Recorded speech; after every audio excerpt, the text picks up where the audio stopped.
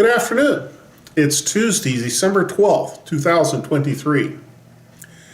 The disciples were normal young men. They occasionally would have the type of normal young men contests they always have. Who's the best rock thrower? Well, they throw rocks and find out who went the farthest. Standing at the lake, who's the best rock skipper? And it was the one who could skip the rock the most times before it sank.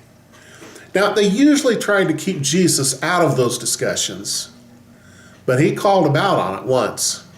In Mark chapter 9, verses 33 to 37, and I'm reading from the New Living Translation, second edition, it says, after they arrived in Capernaum and settled in a house, Jesus asked his disciples, "What were you discussing out on the road?"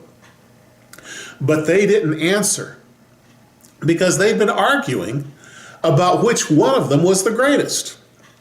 He sat down and called the 12 disciples over to him and said, "Whoever wants to be first must take last place and be the servant of everyone else." Then he put a little child among them. Taking the child in his arms, he said to them, "Anyone who welcomes a little child like this on my behalf welcomes me. And anyone who welcomes me welcomes not only me, but also my Father who sent me." They'd arrived at Capernaum. That was a common place for them to stay. A couple of the disciples had houses there. That was where Jesus had healed Peter's mother-in-law. And so they're familiar with the area and they're familiar with staying there. And so he point blank asked them, "What were you discussing on the road?" Now, he'd probably heard them, but even if he didn't hear them, he knew what they were talking about. Jesus asked the question not to gather information that he didn't have, but he asked the question to put them on the spot. And often in Scripture, when Jesus asked a question, it was not because he was seeking information he did not have, but he asked the question to see whether or not the person being questioned would be honest with him, would tell them the truth, or they try to lie or obscure it or make them look better than they really did. Did that several times.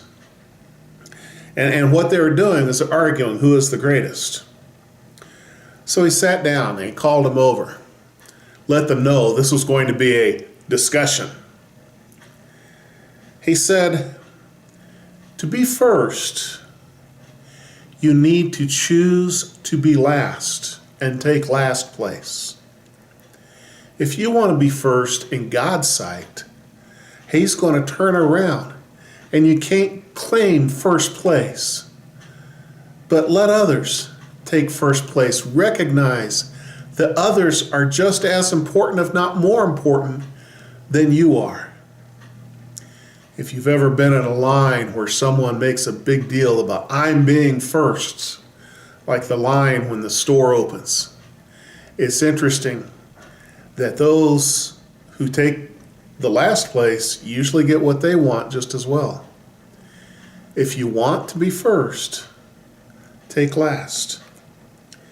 And then he grabbed some miscellaneous kid walking by, and it had to be a small child because he held the child in his arms.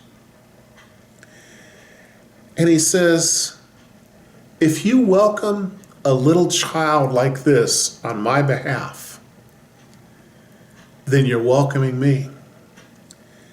And if you welcome me, you're also welcoming the Father."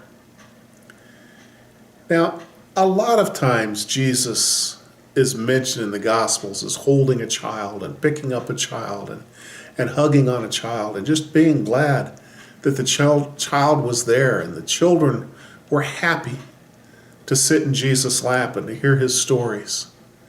And it was obvious that he welcomed the child among them.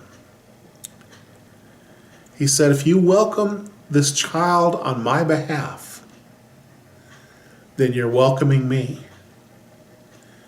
It is interesting to watch at church those who are glad to hear the children run up and down the hall and those who get irritated every time the children are around.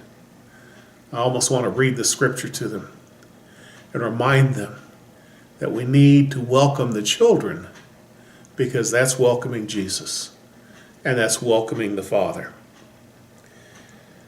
Who's the greatest?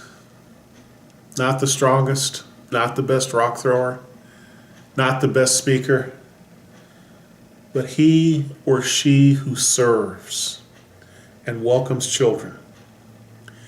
May you and I both be servants and welcomers this week.